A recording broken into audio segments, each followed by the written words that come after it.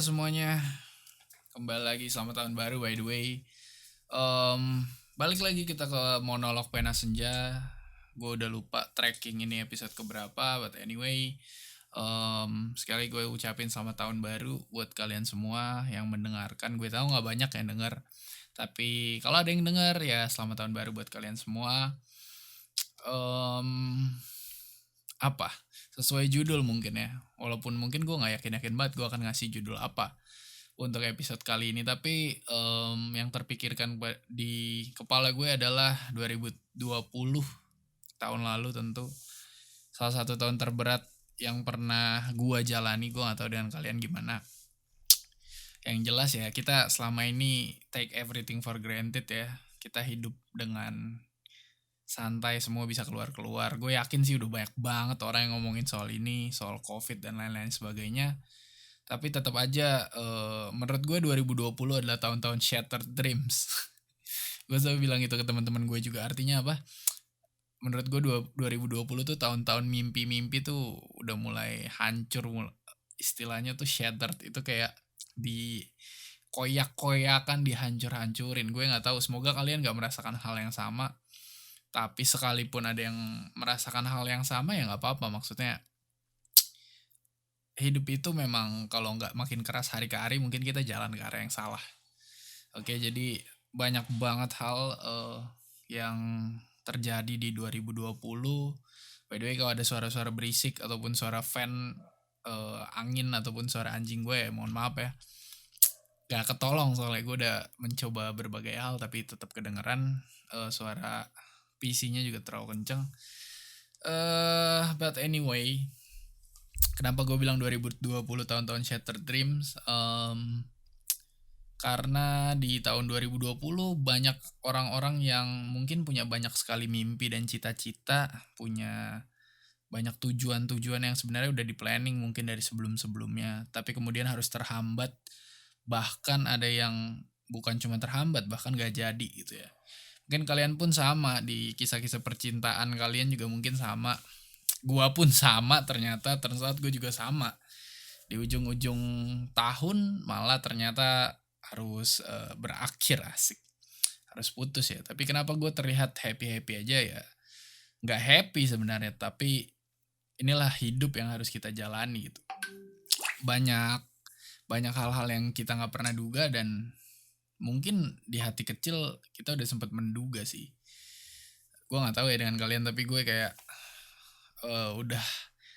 udah lama banget sejak gue menjalani hubungan-hubungan yang sebelum-sebelumnya dan banyak pelajaran yang udah cukup gue ambil. Dan salah satu pelajaran yang berharga yang gue ambil adalah lu gak usah terlalu yakin. Sebaik apapun hubungan lu berjalan, jangan terlalu pede sih. Maksudnya gue gak tahu ini salah apa benar, tapi kita gak pernah tahu apa yang terjadi. Mungkin dari lu nya pede tapi ternyata pasangan lu gak pede. Dari lu nya gak pede, pasangan lu ternyata pede. Atau sekalipun kalian berdua udah sama-sama pede, tapi ada faktor-faktor lain, ada orang tua, kemudian ada banyak hal yang bisa bikin hubungan itu gak berjalan. Tapi perlu digarisbawahi bukan berarti lu ngejalanin hubungan lu dengan setengah hati ya. Tetap jalanin, tetapi selalu buka mata lu, buka telinga lu bahwa akan selalu ada peluang mungkin itu akan berakhir, dan ketika itu harus berakhir ya udah. Dan itu pun yang mungkin juga terjadi kepada gue. Gak ada masalah, gak ada drama atau apapun, tapi sama-sama ada keputusan yang kita ambil bersama-sama yang mungkin kedengarannya kayak klise dan bullshit buat kalian. Tapi memang ada saat-saat dimana ketika lo udah mulai memikirkan sesuatu ke arah yang lebih serius, lo harus mulai berpikir lebih dalam. Dan kalau memang ternyata kalian tuh gak secocok itu, ya jangan apa ya maksudnya, jangan lu terjebak di hubungan itu karena lu udah merasa udah terlanjur gitu, udah lama kita udah bareng-bareng terus dari selama ini. Tapi yang lu harus mulai pikirin ya ke depannya, buat apa lu menjalankan sesuatu hubungan hanya karena keterlanjuran itu, tapi nantinya setelahnya saat kalian jalan ke jenjang yang lebih serius baru ngerasain bahwa ada hal-hal yang gak cocok, ada hal-hal yang bikin kalian ribut terus gitu. Buat apa ujung-ujungnya? Terus juga kemarin gue sempat ngobrol sama temen gue, eee, kita ngobrol panjang lebar mengenai hidup biasa lah ya, laki-laki kalau udah mulai jam 1 jam 2 jam 3 pagi tuh udah mulai omongannya serius dan gua nggak tahu itu terjadi sama cewek-cewek atau enggak, biasanya kalian gitu kalau nginep doang ya? Kalau cowok-cowok kemarin ya kita udah di era digital jadi banyak, media, Discord dan lain-lain, ya ngobrol-ngobrol sambil gaming-gaming santai. Dan ya kita sempat ada di percakapan tentang hal ini juga, mengenai gimana lu harus belajar mengikhlaskan dan gue juga sempat nulis bahwa mungkin kita tahu sama-sama, gue sama pasangan gue tahu bahwa ini untuk kebaikan bersama gitu ya.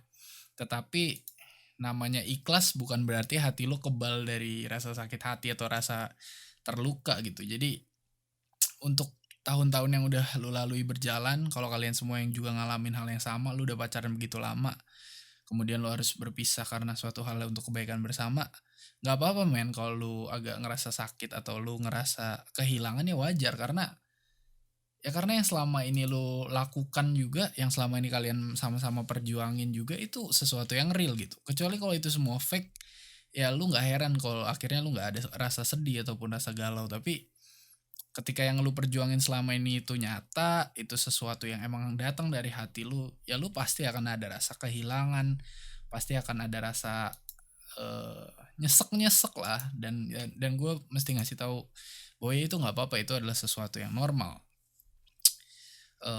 Gue bukan ada di porsi yang cukup bagus untuk membilang hal ini mengatakan hal ini, karena gue juga masih banyak belajar tentang hidup, tapi ketika kita menyangkal, kita ngerasa semuanya harus selalu dalam keadaan yang baik-baik aja, nah di situ kita akan mulai kalah menurut gue. Sekali lagi, kenapa Pena Senja ada, kenapa Pena Senja sering kali most of the time ngomonginnya soal rasa sedih, karena ya yang gue percaya kebahagiaan terhebat itu datang kalau lu udah merasakan sedih yang terhebat. Jadi ketika lu ada masanya sedih nggak apa-apa, nikmatin aja, santai aja dengan hal itu. Tapi selalu ingat bahwa lu nggak boleh selamanya ada di situ. Lu jangan sedih terlalu dalam sampai lu lupa akan hidup lu dan banyak hal yang bisa lu raih. Ketika sebenarnya kesedihan itu ya itu adalah momennya gitu. Dan gue pun melakukannya, ketika gue bersedih, gue seneng saat sedih, maksudnya gue seneng ketika gue masih bisa merasakan hal sedih, karena mungkin setelah itu akan ada banyak hal lain yang bisa gue kejar, mungkin sedih itu menampar gue untuk, kesalahan atau kekurangan-kekurangan yang selama ini pernah gue lakukan atau masih gue hadapi sampai saat ini, sehingga itu menjadi sesuatu yang bikin kita menjadi orang-orang yang lebih baik. Mmm, Emang gak gampang ya maksudnya, kayak kenapa gue kayak jadi curhat ini, bodo amat lah. Eee, tapi gimana ya, gue sebenarnya pengen ngomong sesuatu tadi yang kenapa gue cerita sama temen gue, tapi gue lupa, ya udahlah kita lanjutin ya. Maksudnya intinya balik lagi kepada shattered dreams tadi, banyak mimpi-mimpi yang harus sirna, itu salah satunya mungkin ya, ketika lu udah mulai memimpikan lu menjalani sebuah hubungan ke arah yang serius, tapi kemudian cepet banget gitu, nggak ada heads up-nya, nggak ada ancang-ancangnya di suatu hari ketika lu dalam sebuah percakapan kemudian memutuskan untuk putus, untuk udahan, ya yang terbayang adalah ya shattered dreams, mimpi yang hancur karena lu mikir, mungkin selama ini lu mikirnya ya udah kita bakal ke depan gimana selanjutnya dan lain-lain, tapi kemudian di titik itu ternyata udah diudahin dan artinya apa? Artinya nol lagi dong gitu. Lu mesti mulai lagi dari awal, lu mesti ketemu orang yang baru, lu mesti ketemu orang yang cocok, ya memang seperti itu jalannya, tapi ketika lu dipertemukan dengan fakta itu, di keadaan itu, lu kayak, anjir gitu. Ya maksudnya, aduh males banget gak sih, kayak apalagi umur gue udah cukup tua gitu kan. Gue nggak tahu juga dengan kalian. Kalau kalian yang masih muda bersyukur lah ketika kalian harus putus dan eh, menjalani hidup yang menjalani hubungan-hubungan yang masih ya ada di tengah-tengah gitu. Masih banyak kesempatan. Cuman gue nggak setua itu, tapi gue punya pemikiran yang cukup tua, kayak gue ngerasa gila gue capek banget sih kalau mesti ketemu orang baru lagi. Kayak lu harus bersiap-siap, sekalipun orangnya cocok belum tentu juga lu sampai ujung, tapi itu pun kalau nemu yang cocok dan kita tahu ya bahwa maksudnya nggak semudah itu nemuin orang yang cocok sama kita. Tapi itu bukan jadi masalah, jangan bikin itu kita jangan jadikan itu hal untuk bikin kita patah semangat menurut gue ya. Lagi pula seperti yang selalu gue bilang, cinta itu bukan perlombaan. Jadi nggak usah sok-sok mencoba memenangkan perlombaan hidup ini dengan siapa yang nikah duluan. Itu yang tadi gue mau bilang. Eh Banyak orang yang menurut gue salah kaprah bahwa mereka pikir goalsnya itu adalah di nikahnya. Maksudnya adalah eh, mereka merasa bahwa ketika lu udah berhasil menikah dengan seseorang itu adalah tujuan akhirnya. Dan ya masa-masa perjuangannya cuma di pacaran aja. Padahal menurut gue cukup keliru karena ketika lu merasa goalnya adalah nikah,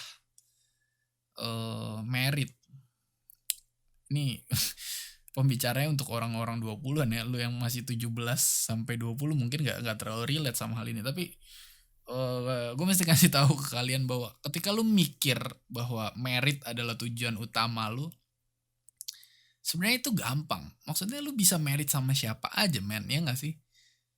Tapi yang jadi tujuan utamanya adalah menemukan orang yang tepat ketika lu merit sama seseorang, dan setelah itu perjuangannya itu lebih berat lagi.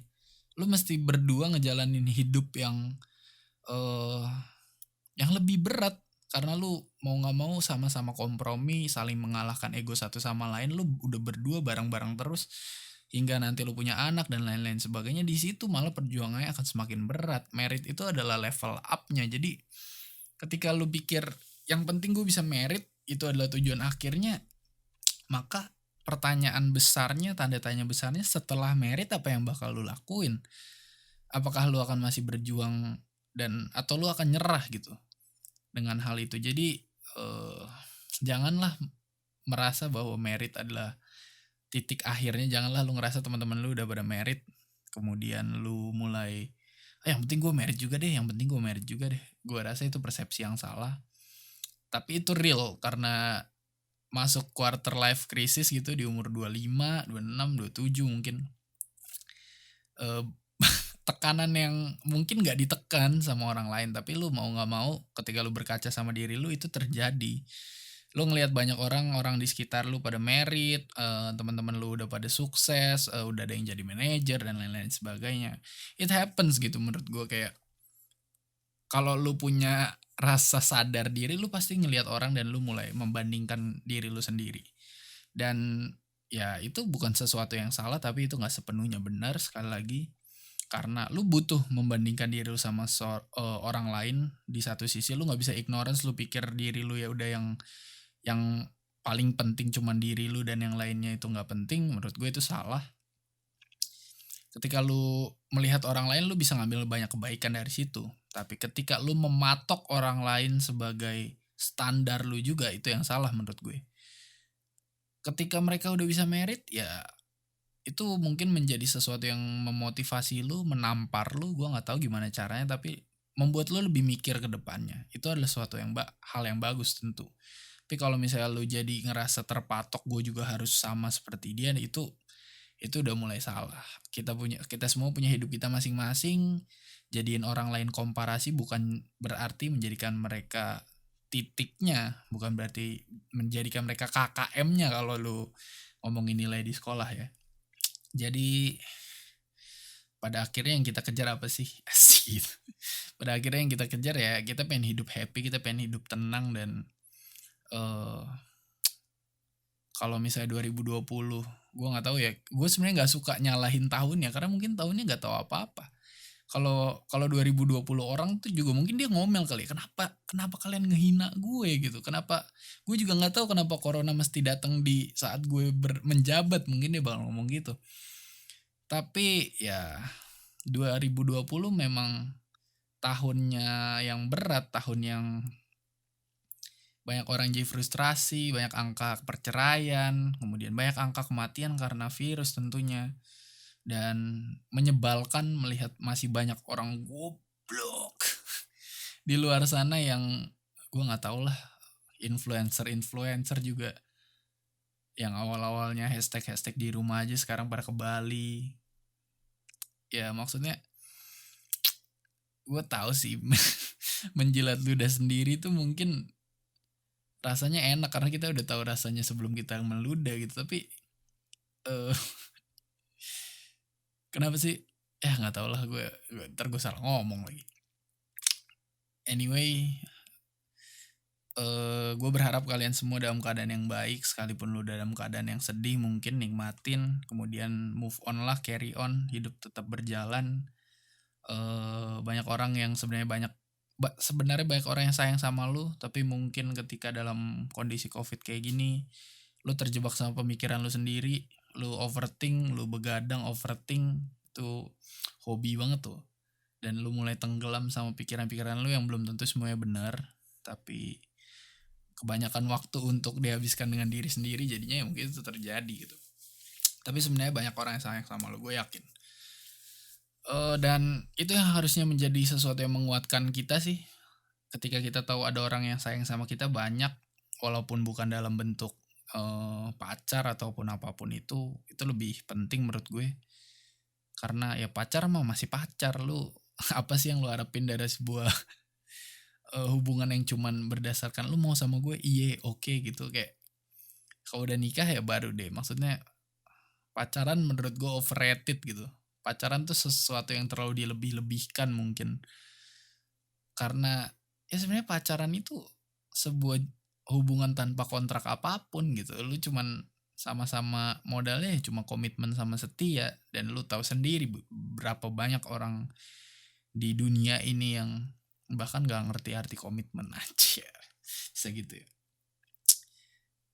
Itulah gue suka benci sama gimana orang tuh terlalu mengagung-agungkan pacaran tuh hebat, orang yang jomblo tuh kastanya lebih rendah. Men sayang banget sih, hidup tuh nggak cuma soal pacaran. Dan ya sedih lah gue ngeliat yang kayak gitu, banyak yang kayak pacaran tuh cuman buat show aja, cuman buat status, apa sih namanya, status sosial lu. Jadi kayak lu ngerasa kalau lu pacaran tuh lu settle, lu aman gitu, padahal menurut gue enggak. Dan kasihan aja gitu ngelihat yang kayak gitu-gitu yang menjadikan pacaran lu nggak merasa bersalah apa, maksudnya lu lu menyatakan lu berkomitmen sama seseorang, tapi itu tujuan utama lu tuh bukan pengen komit sama dia, lu bukan pengen emang belajar mengenal dia untuk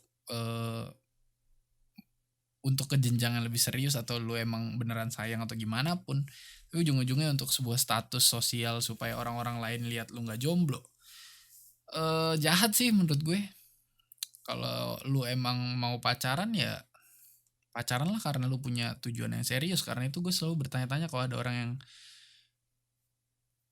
pacarannya nggak serius tuh, ya tujuannya buat senang-senang. Menurut gue agak jahat, karena kalau lu mau senang-senang lu nggak harus ngorbanin hati orang lain gitu. Kalau lu mau senang-senang ya yang lu rugiin diri lu sendiri lah. Maksudnya kalau lu pacaran senang-senang dan orang lain yang mau pacarannya juga senang-senang juga, mungkin itu fine aja ya.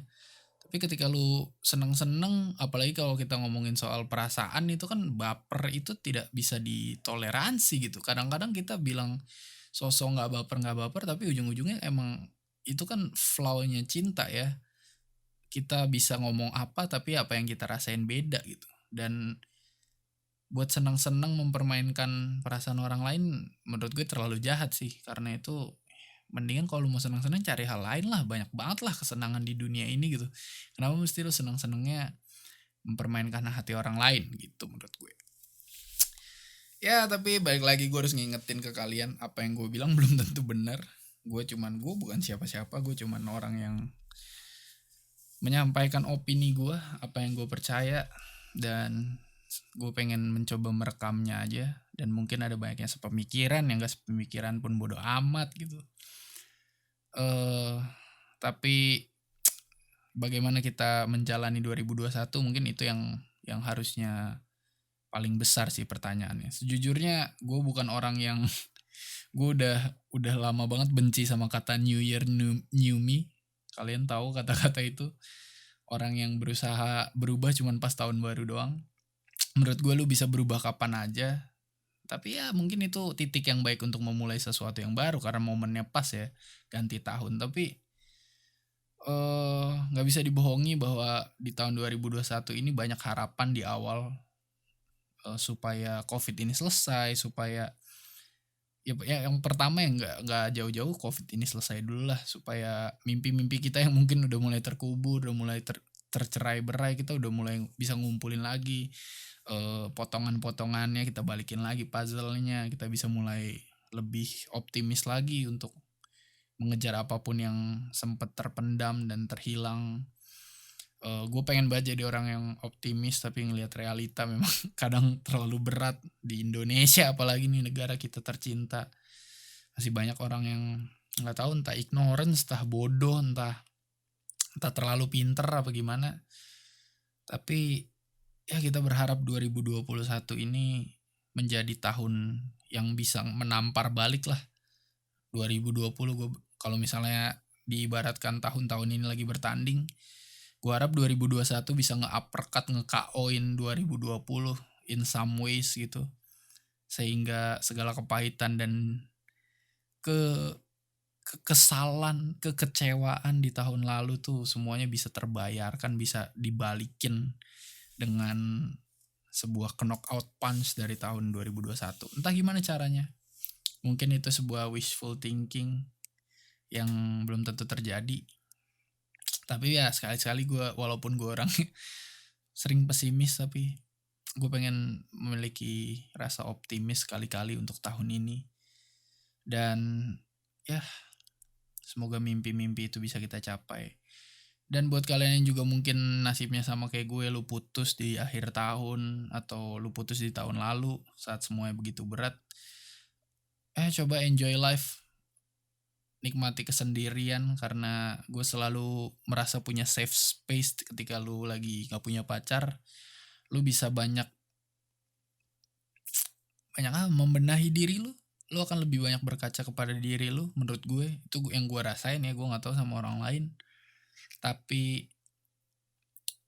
karena ketika lu pacaran itu biasanya menurut gue lu suka merasa udah nyaman aja, lu udah punya seseorang yang nungguin lu udah punya seseorang yang lu rasa akan selalu ada. Sehingga banyak hal yang mungkin lu usahakan dulu waktu lu sendiri jadi lu males-malesan dan lu gak ngelakuin hal itu. Kecuali kalau misalnya pacar lu emang suportif banget sehingga hal-hal itu bisa lu kembangkan juga ya. Tapi ya lu nggak bisa ngandalin selalu orang lain untuk ngedrive lu menjadi orang yang berkembang, untuk ngedorong lu buat jadi orang yang berkembang. Itu harus datang dari diri lu sendiri. Dan ya nggak bisa dipungkiri, gue juga males-malesan juga kadang-kadang. Kayak ya mungkin sebelumnya waktu lu jomblo lu banyak berkarya, lu banyak nulis. Gue salah satu contohnya. Pena Senja semenjak gue punya pacar kayaknya jarang banget upload.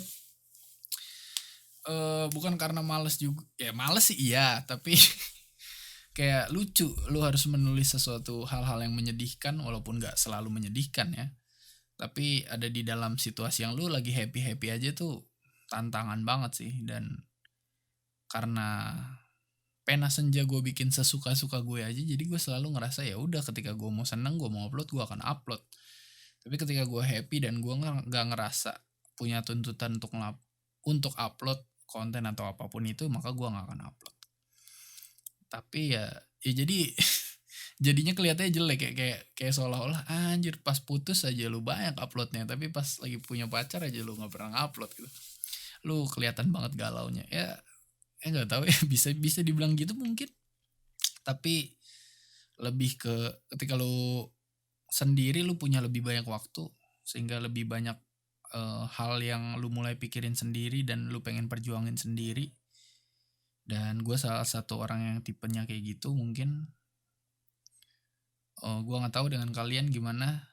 Gue harap orang-orang yang jomblo dan punya kesendirian, lu nemuin titik lu nyaman sama kesendirian itu. Jadi lu tuh nggak terlalu terpaku untuk selalu mencari pasangan, karena ya pasangan ngapain sih dicari-cari? Maksudnya gue nggak boleh so tau sih sebenarnya, tapi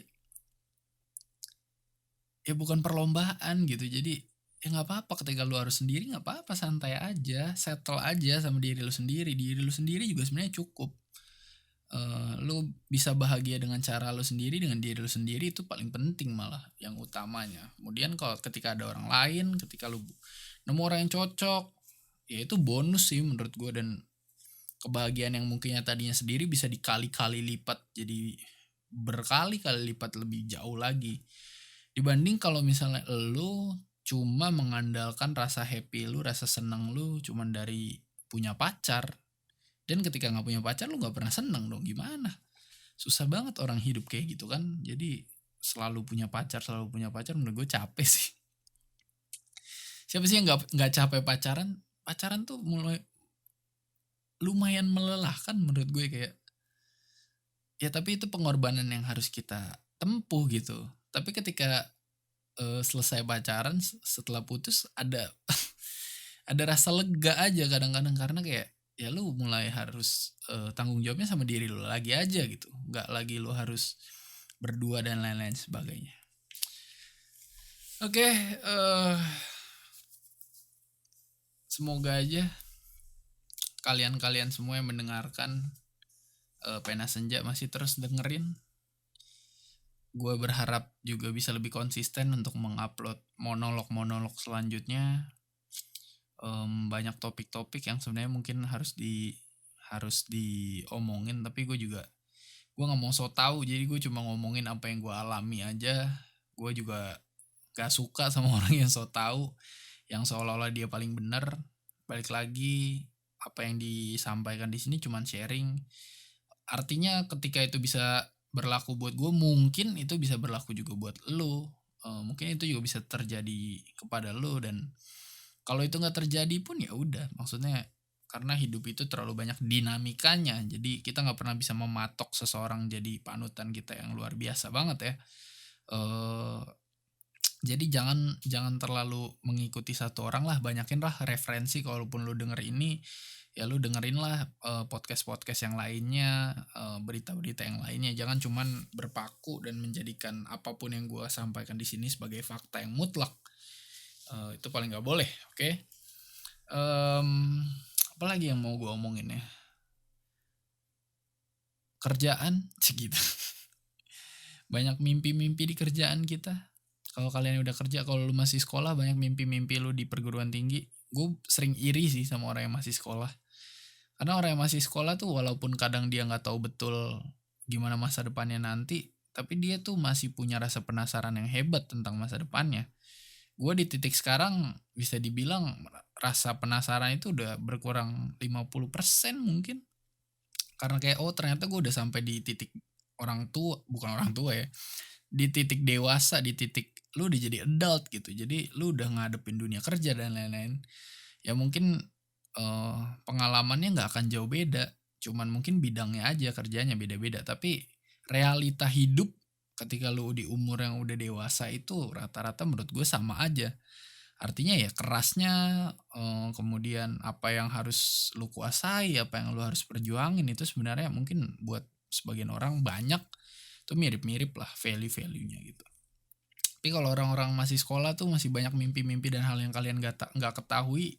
Itu yang jadi sesuatu yang challenging, yang bikin lu bangun pagi dan semangat gitu untuk tahu apa yang akan terjadi. Mungkin lu nggak suka sama sekolah lu, school sucks menurut lu, tapi lu masih punya harapan bahwa setelah sekolah bakal apa yang terjadi ya gitu. Orang dewasa kadang sulit untuk menghadapi hal itu, karena kalau mereka udah ada di satu tempat dan nyaman, mereka suka terjebak sama kenyamanan itu. Dan seringkali untuk melepaskan kenyamanan demi sesuatu yang beresiko itu sulit ya. Makanya banyak film-film yang orang tiba-tiba resign kemudian dia mau jadi apa, itu ya mungkin itu menggambarkan situasinya sih. Jadi meninggalkan zona nyaman kalau kata orang. Tapi gimana kalau ternyata zona nyaman itu nggak bisa ditinggalkan? Bisa aja kan itu terjadi. Karena ternyata banyak orang yang berharap sama lu untuk terus tinggal di zona nyaman itu, karena ternyata banyak orang yang mendapatkan kebahagiaannya karena mereka selama ini berpegang sama lu. Makin PR gak sih? Ya udahlah, gue nggak boleh ngomongin kerjaan di sini. Gue tahu banyak pendengar ini masih anak-anak muda. 2021 semoga kalian gak galau-galau terus. Kalau galau pun jangan norak. Gue akan menutup dengan hal-hal yang menurut gue lu jangan lakuin selama lu menjadi orang pacaran. Karena gue kalau ngelihat hal-hal ini menurut gue norak. Yang pertama, jangan pernah pakai baju couple. Pakailah baju couple kalau lu udah married, itu berkelas sih. Tapi kalau waktu lu masih pacaran kayak aduh, gimana ya. Terus gak usah lah pamer-pamer screenshotan chat WhatsApp sama cowok lu di sosial media lu. Gak ada yang mau tahu, gak ada yang mau peduli. Gak ada yang mau ngelihat seberapa lu sweet sama dia. Kalaupun ada yang bilang lu so sweet banget, sebenarnya itu ada rasa iri dan dengki juga di dalam hati mereka, gue yakin. Dan kenapa lu mesti memamerkan itu, gue juga masih bertanya-tanya sama orang lain sih. Kenapa ya mesti banget gitu kita ngelihat chat kalian. Kalau lu emang mau happy, lu mau emang so sweetan sama pacar lu, gak semua teman-teman lu di sosial media harus lihat kok. Jadi jangan dilakuin. Apalagi jangan punya panggilan sayang yang norak, karena suatu saat lu akan nyeselin sendiri. Syukur-syukur kalau sampai nikah, ya itu berarti lu cukup sukses menyelamatkan rasa malu dari dalam hidup lu, karena lu finish sampai nikah, sampai lanjut gitu. Tapi kalau nggak nikah, wah gila, bayangin aja berapa banyak list kata-kata panggilan sayang yang harus lu ban, yang harus lu benci dalam kehidupan lu, karena itu akan ngingetin lu sama orang di masa lalu yang lu benci karena kalian putus.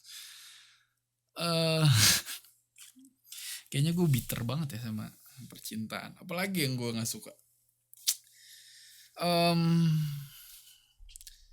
Banyak sebenarnya orang-orang yang ngeselin sih. Jangan lu pacaran di reply Twitter seolah-olah satu timeline milik lu seorang.